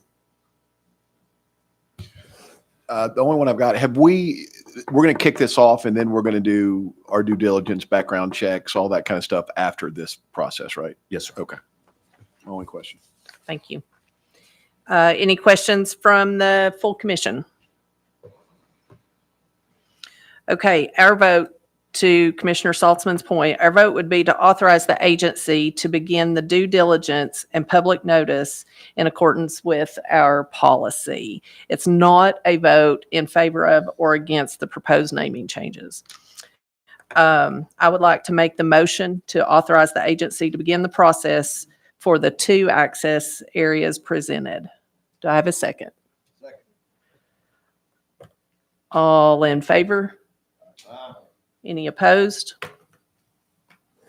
Thank you very much. And Mr. Chairman, I believe this concludes the business for public and legislative relations. Thank you, Commissioner Moody. We'll now go to the Budget Committee with Chairman Chip Saltzman. Thank you, Chairman. I'll ask Deputy Director Frank Fiss to come forward and present the budget. Frank, we know you've done a lot of work on this. We appreciate your and your team's due diligence. Just a reminder, the Budget Committee, Haynes is the Vice Chair, Greg Davenport, Steve Jones, Rhonda Moody, and Stan Butt. Brother Frank. All right. A little room up here. All right. Good afternoon, everyone. Thank you, commissioners. I want to echo thanks to all the staff that helped pull this budget together. I'm just here to present it on behalf of the agency. I want to bring in today is a proposal for FY27, fiscal year 27, which in the state government, that goes from July 1 to June 30. So this will be for July 1, 26 through June 30, 27. Specific. Let's see if I can get the pointers to work here. There we go. Great. So I want to give a little overview of what our budgets are, what funds we have and which we budget. And I'll talk a little bit about how FY26 looks, and then I'll just give a proposal for 27. So we have 3 main funds with TWRA, the wildlife, boating, and wetland. The wildlife and boating funds are operational funds. Those are the funds that we ask to have a budget for, to predict a plan for spending. And we ultimately share that with F&A. So the wildlife fund, and they can't be mixed. The wildlife and boating cannot be mixed up. The wildlife fund is funded through license sales, reimbursement from federal grants, and the interest we earn on our balances and other minor sources, but not minor is reimbursement from the wetland fund. The types of things that we spend the wildlife fund on are wildlife management, fisheries management, enforcement, and shooting ranges specifically. Now, when we get to the boating fund, that's funded differently. We collect funds for boating registration. We get some federal reimbursement for boating, and there's a fuel tax in Tennessee, and we get a portion of that. It's for to represent the gasoline that goes into boats. We use those funds for safety and education on the water, enforcement on the water, and development of access areas and ramps on the water. The wetland fund is not an operating fund. It's more of a revenue fund. It's a place where it is funded through the real estate transfer tax by state law, and we earn about 24 million a year through that. And we are by law allowed to use that on wetland habitat to purchase it or to maintain state-owned property, particularly the ones that we manage as TWRA.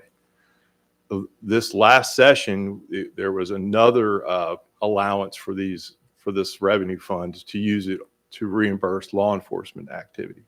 So when we spend money in either the wildlife fund or the boating fund on maintenance of property, we can get reimbursed from the wetland fund. Going forward, we will be able to get reimbursed for our law enforcement that is spent in the wildlife fund, but it'll be reimbursed from the wetland fund. So that preserves our reserve in the wildlife fund, which has always been our interest, because the more we can keep in that wildlife fund, the less need we will have for sooner increases in license fees and such. So those are the 3 funds. We talk about the budget timeline. All year feels like budget season to me, but this process we're in now started initially in April through July when we had staff provide different spending plans, if you will, for the FY27 year. This all culminates into late June when our leadership and all the divisions and our director staff all meet and go over every budget. So we look at over 400 budgets to see where things are being spent, where can we cut, what's being underfunded. If you've got a utility bill that's under $3,000 chronically, we'll put $3,000 in there. We got to keep the lights on. So we do real minutia things like that with it. We also, after we compiled all that together, we brought it to the budget committee and shared that with y'all on July 11. And then we prepared this booklet, which has a lot more detail of what all we plan to do in FY27. You've had that almost 2 weeks, and today I'm here to present that FY27 budget. From there, and not too far out in the future, September 12, we have to provide this budget, both of these, the wildlife and the voting budgets, to F&A, along with some other materials. They'll ask us to convert all of our information that we keep in our budget system, make it work in their budget system as well, so we get to do it again. But that is our deadline that's coming up. From there, it will get included in the governor's budget, and it'll appear in front of committees, legislative committees, and ultimately in the final state budget document. So it's a process, but we're in it now. With the goal of this meeting is to have a proposal to approve the budget tomorrow for FY27. So let me go over just a little bit of jargon here. I want to talk about carry forwards and expansions a little bit.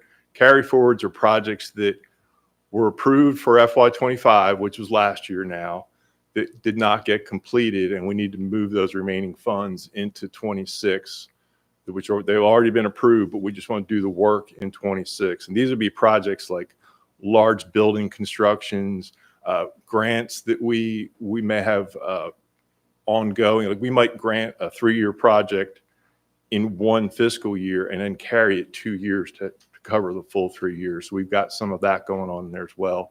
We also might have just carry or POs that have been ordered to purchase something that just haven't been purchased yet, but we want to get them purchased using that's spending authority from FY25.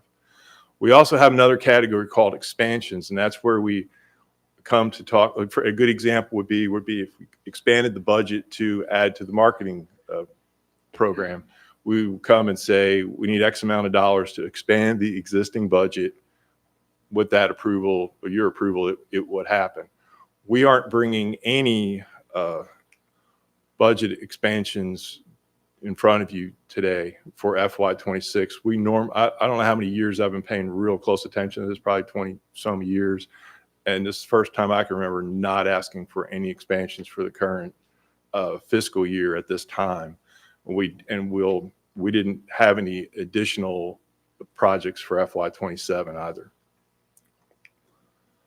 So setting the framework here to say that we really have had a very lean budgeting cycle.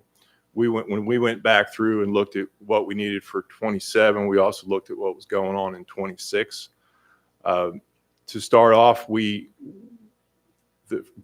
chiefs that are managing their budgets, they weren't given a raise to their guideline, like how much money they have to spend on operations in FY26. So they had to make do with what they had. They got the same number again in 27. So they had a tight budget in 26. There was no increases as they came into 27 for the guidelines that we gave them. So they were already limited. From there, we cut $3.5 million out of the carry forward projects that were to come from 25 to 26. Now, most of that was one large building, but there were other projects that we cut as well. The actual back in FY26 for this current year, we took $1.3 million out of it. And just there were several projects that had some equipment that we decided to reduce. There were some supplies here and there that we decided to reduce. We wanted to make sure we were being as lean as possible, given our license, our lack of a license increase. So 1.3 million for FY26, and we cut 1.9 million out of the 27 budget. And I note up there that it's non-payroll expenses that we're affecting. We have no control over how our payroll is budgeted. That F&A takes care of that for us. They tell us what the numbers are going to be. When we cut 1.9 million out of it in FY27, that came out of like supplies, equipment, printing, things that our managers use out in the field day in, day out. So let's talk about the carry forwards from 25. There were 46 individual projects in the wildlife fund and 3 in the boating fund. These are pretty typical numbers. It's surprising how long it can take to get projects done. A lot of them are familiar from past years. But in total, there's $36 million worth of them.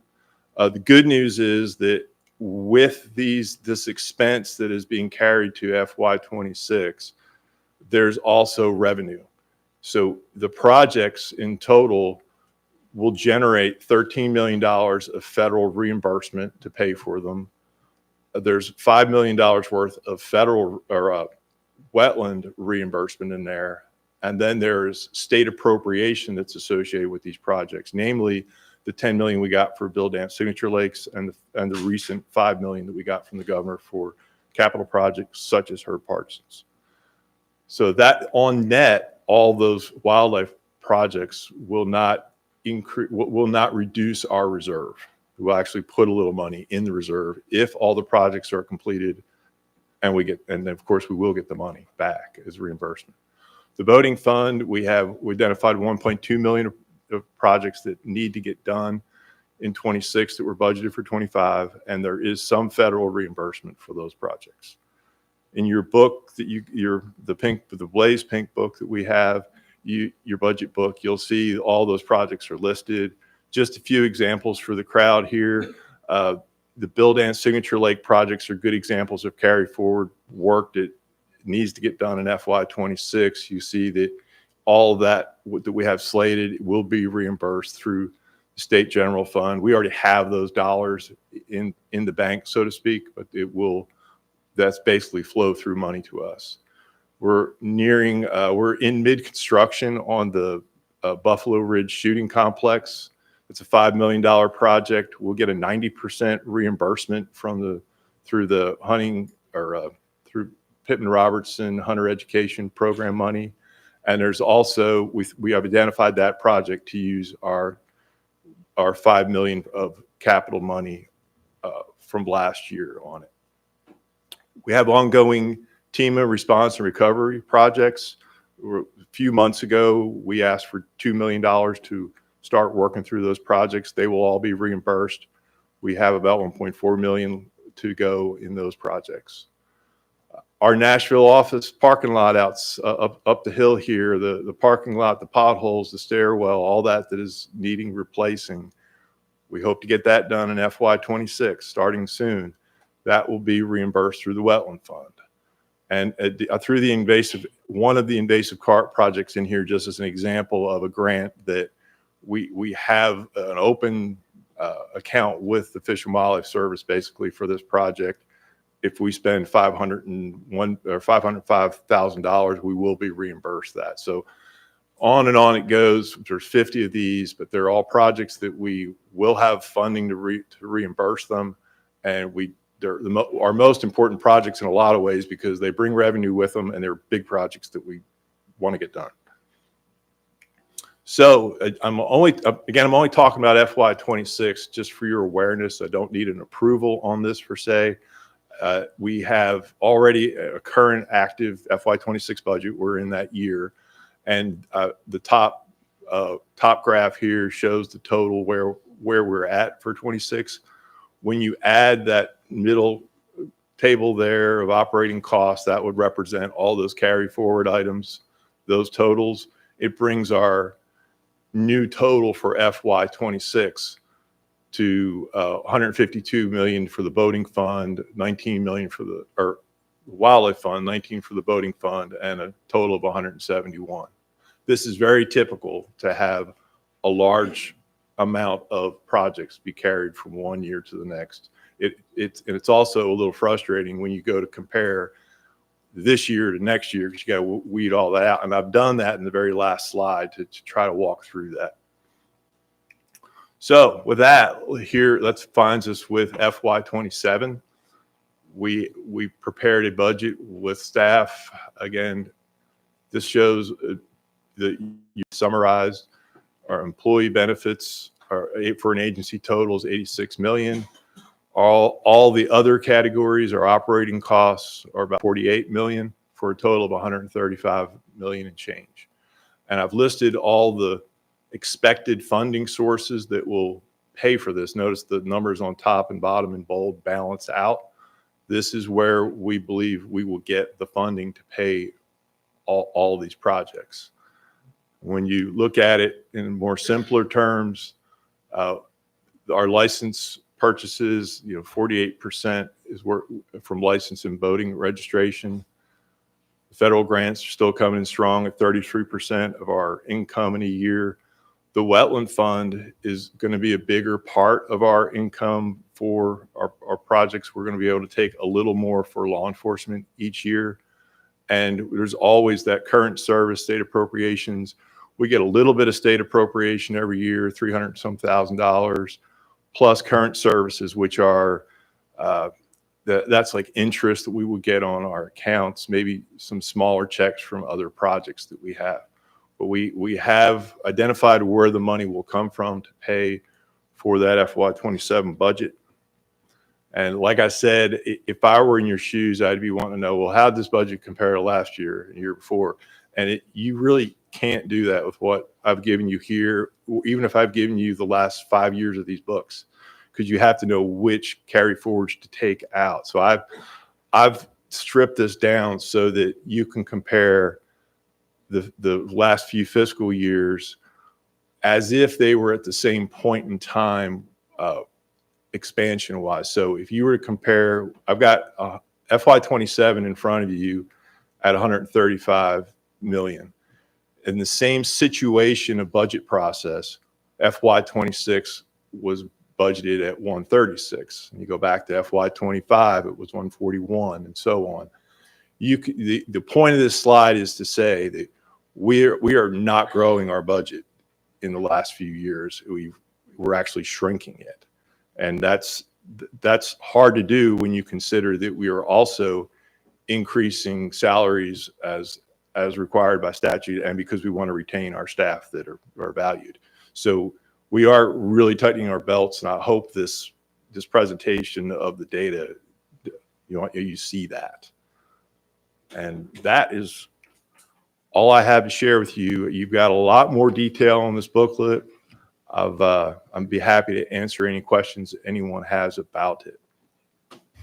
Frank, thank you very much. And I do want to compliment you, Jason, and the whole team on actually doing more with less. And that was the challenge that we talked about a couple of years ago. I do want to give a shout out to former Big Deal Bill Cox as budget chair. He put us on solid footing and always asking the tough questions and put us in great fiscal state as we go into another budget cycle that we're unsure of the funding.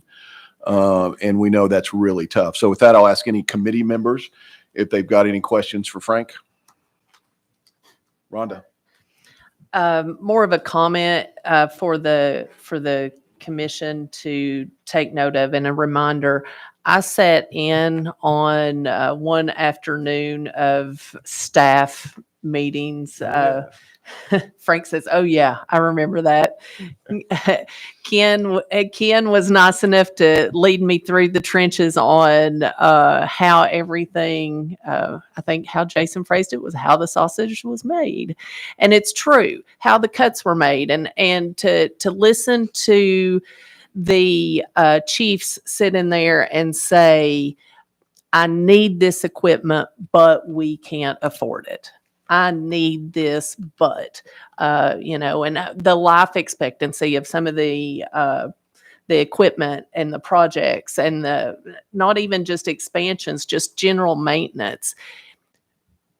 it has worked, and I think the staff and the agency as a whole has worked together to make it work. So Frank's numbers are the same on the top and the bottom, but that can't continue. I mean, as any business owner knows, you can't just keep milking it forever.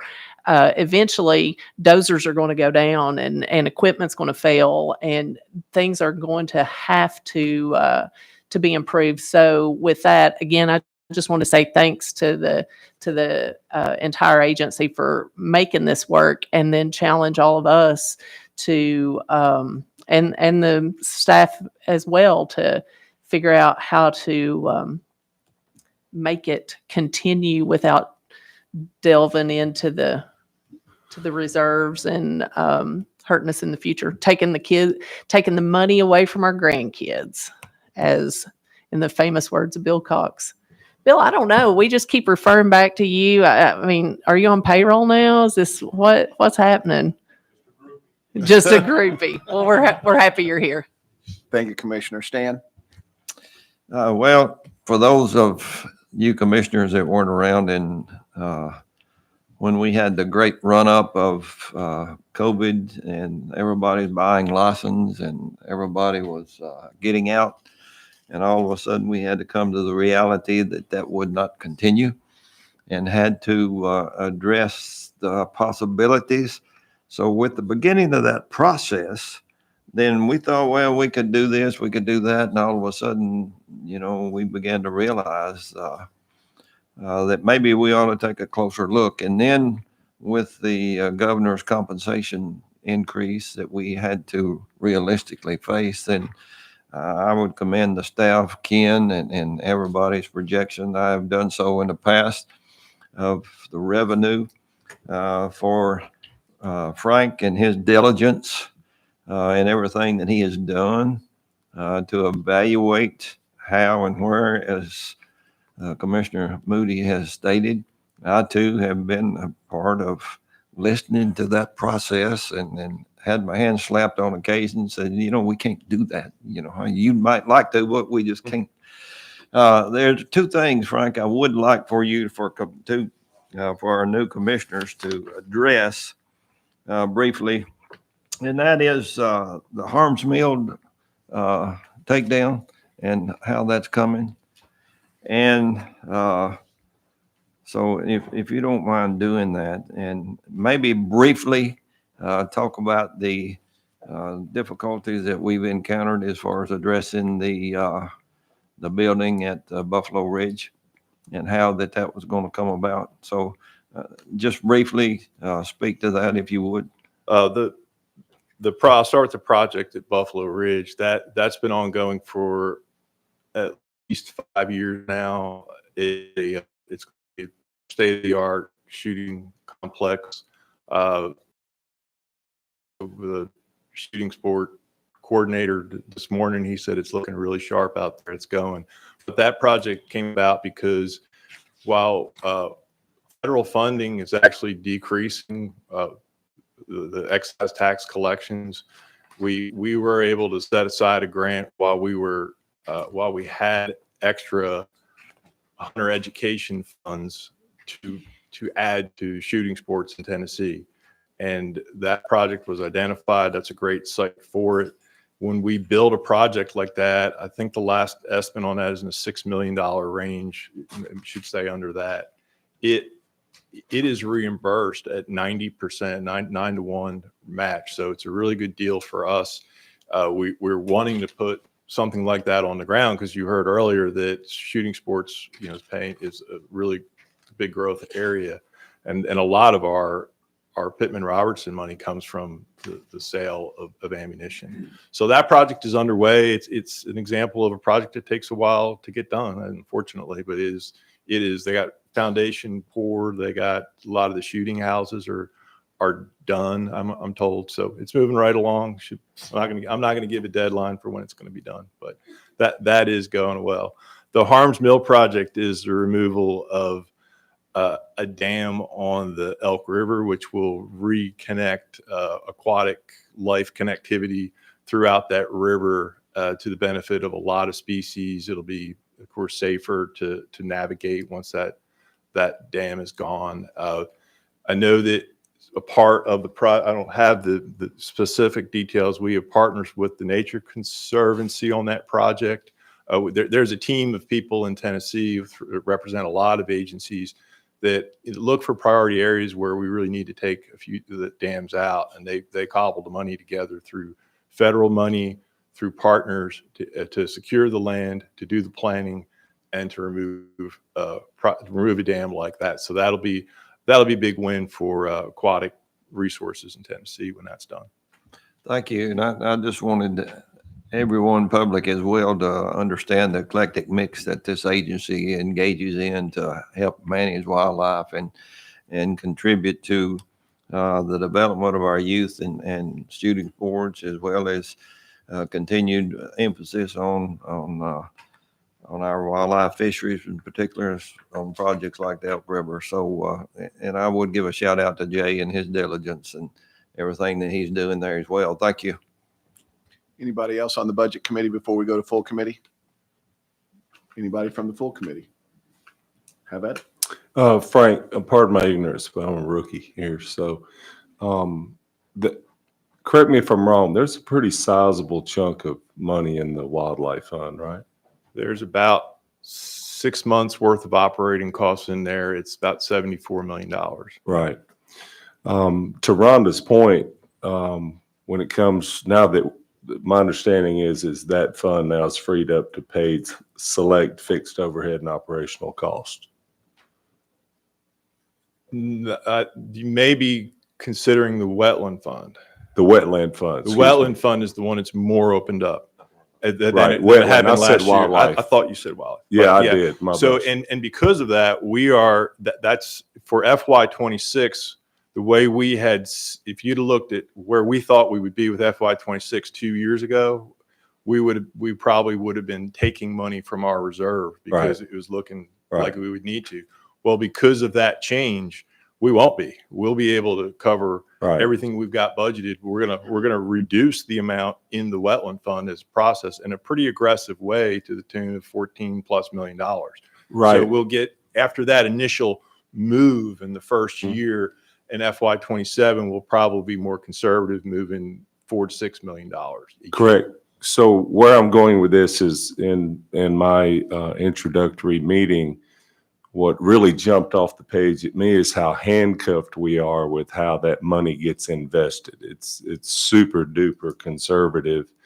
And I just personally feel like that we as an agency need to get in position. I'm sure this might require, some legislative work or even a law change to get in position to take a more aggressive approach to how that money gets invested so that, we have more money to do things like this. Because what'll happen if we don't, we could wake up one day and that 70-something million dollars is gone, right? I would agree. We've had there's been interest legislatively in providing options outside of the state treasury for investment, but they've recently failed. So that doesn't mean they can't be considered again.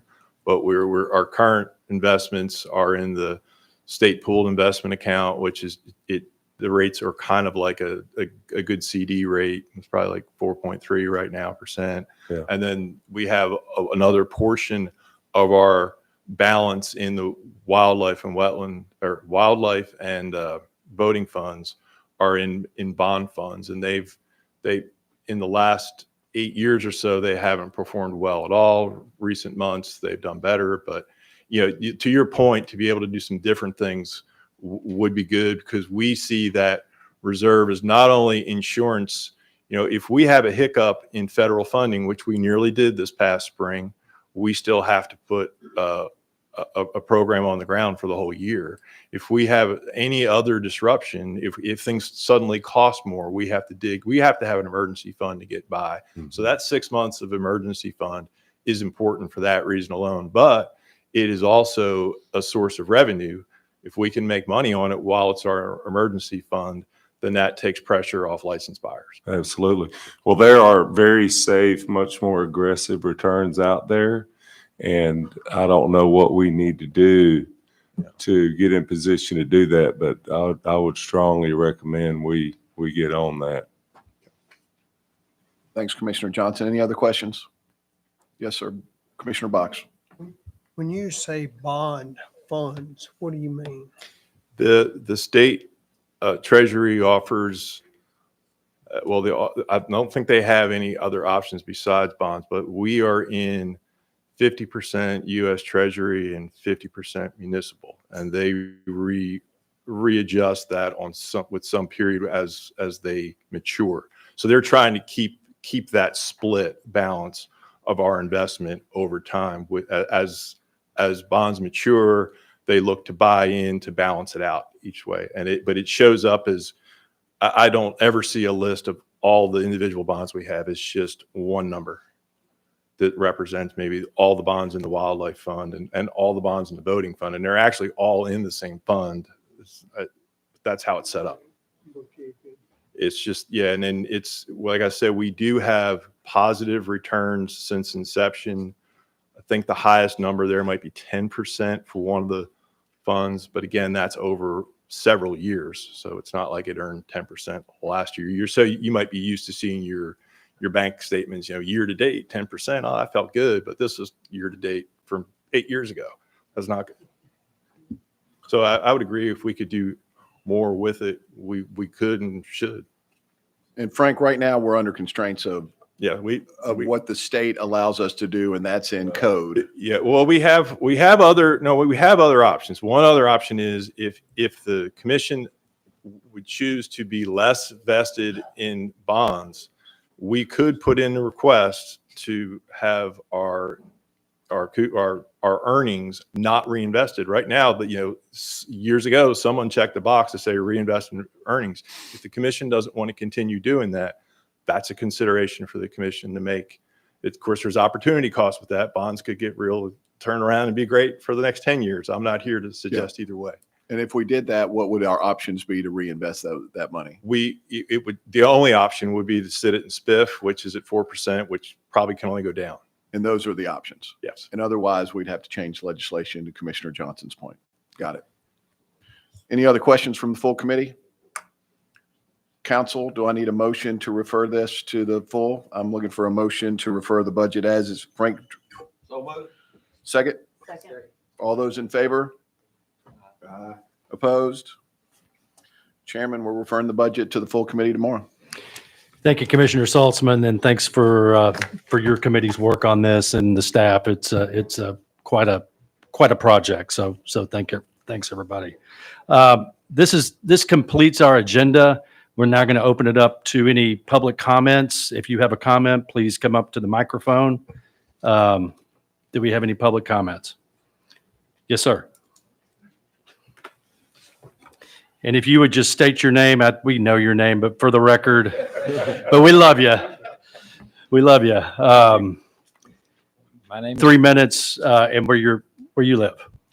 Fred Walker. I'm from Maryville, Tennessee. And of course, I'm here trying to get a flintlock muzzleloader season for the 3 weeks in January. And I guess I want to try to respond to the comments that some commissioners made at the last meeting and kind of give my side of the proposal.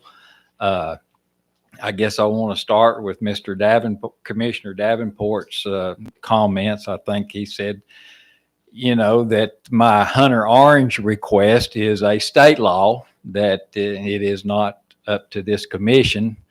And I agree with that. And that I have met with my state representative and showed him some of my substantial evidence, if you want to put it that way. And he has taken it to my state senator. And I think they are working on the project, my understanding now. So, see, I don't know what progress they've made or what they're doing. They tell me they're working on it. And so I want to let everybody know that. The second part of your comment was basically that my muzzleloader shoots a projectile traveling at a high rate of speed. For that defense, I want to turn to the the Tennessee Fish and Wildlife Commission literature, under legal manner and means, it says down here for a muzzle loader, 36 caliber and larger, you go over to small game and fur barriers. Yes, my muzzle loader is legal, and neither one of those require hunter orange. And so my point is that the ballistics of my muzzle loader is not a requirement for hunter orange. And I just want to make that point. I have more points to make. I'll try to work on some more of my next 3 minutes tomorrow. And I just appreciate the opportunity to voice my opinion. Thank you. Thank you, Mr. Walker. We appreciate your passion for this and what you're doing. Thank you very much. Are there any other comments from the public? Any comments from the commissioners? Well, do I have a motion to adjourn? So moved. Second? All those in favor say aye. Aye. All those opposed? Ayes have it. Meeting adjourned.